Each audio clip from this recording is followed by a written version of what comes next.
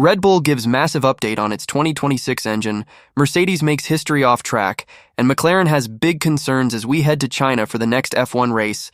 Let's get straight into the latest F1 news. Red Bull's team boss, Christian Horner, recently provided an update on the progress of their 2026 engine project. The project, which is currently underway at its Milton Keynes base, is in collaboration with Ford and aims to deliver a powerful engine for the reigning world champion squad for the upcoming Formula One's new rules era. Red Bull Powertrains is conducting a rigorous evaluation of its new turbo hybrid design, using advanced dynos to ensure optimal performance. Despite rumors and speculations surrounding the progress of the project, Horner assured that his team is on track and has been hitting all of its targets.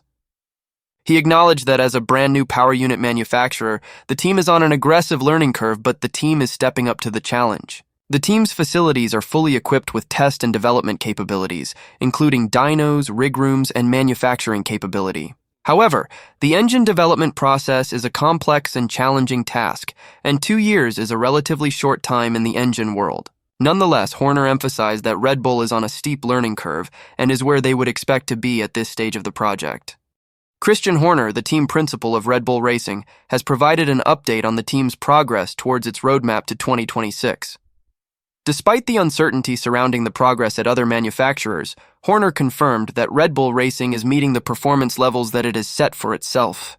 However, he acknowledged that comparing these targets with those of competitors is difficult. Horner emphasized the immense effort that the team is putting in behind the scenes to meet these targets before the start of 2026.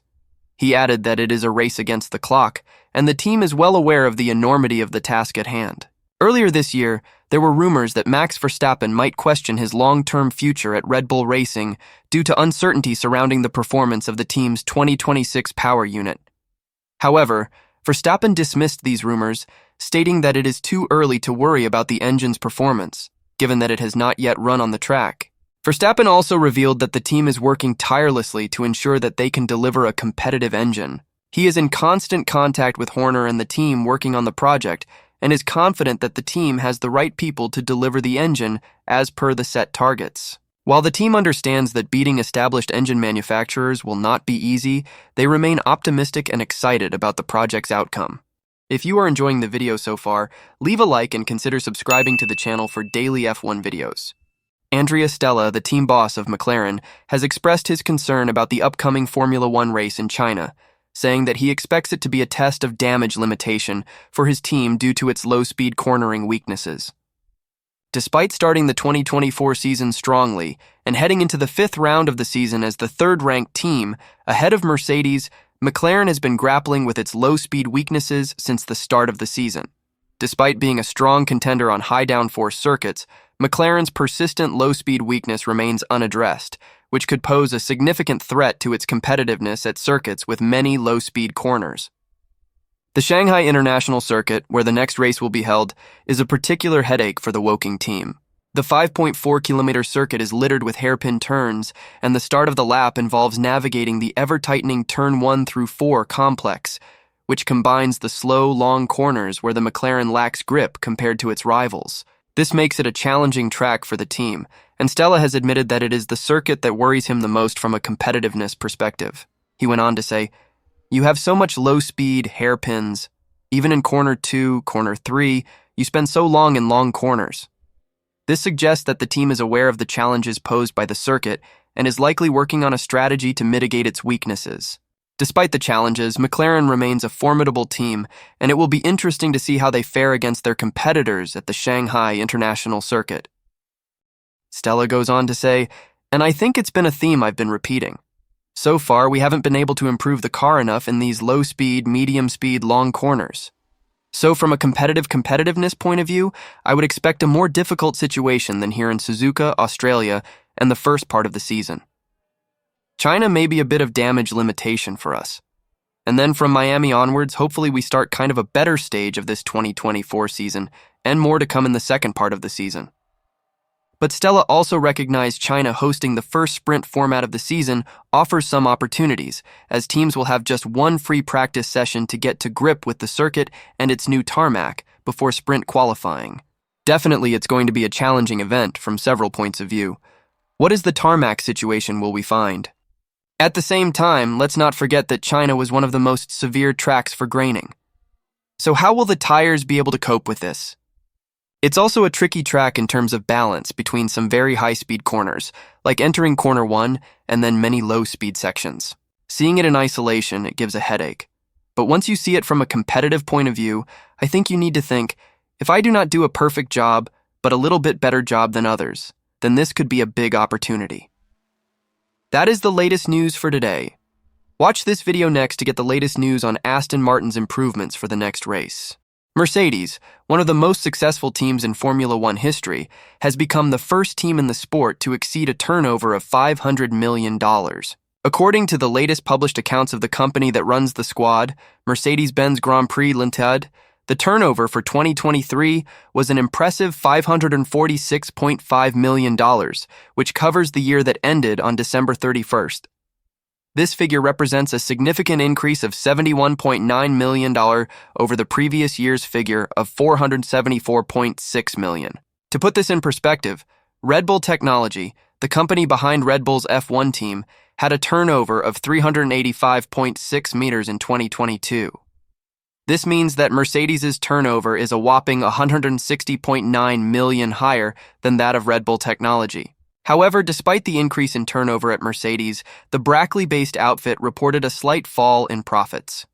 The company's profits were down to $83.8 million from the $89.7 million it declared in 2022. This decline in profits is the result of a combination of factors that includes both increased costs and higher payments of tax in the 2023 financial year. One of the factors that contributed to the increased costs was the higher amount spent on race car development assets, which are carried forward to the following season. This figure went up from $41 million in 2022 to $52.2 million last year. The higher figure included, in part, the extra investment needed to change its 2024 F1 Challenger, which required a new chassis for this season. The 52.2 meters figure also includes the early work done by the Mercedes team in producing the 2023 gearbox and suspension parts that have been supplied to customer Williams this year. This work was able to be completed before the 2024 components used by Aston Martin. Overall, Mercedes has once again proven its dominance in the world of Formula One, and the increase in turnover is a testament to the team's continued success. Mercedes, the German luxury car manufacturer and one of the most successful teams in Formula One F1 racing, recently disclosed its financial report for the year 2023. According to the report, the team experienced a significant increase in its average staffing levels, which rose by 175 to reach 1289, compared to 1114 in 2022.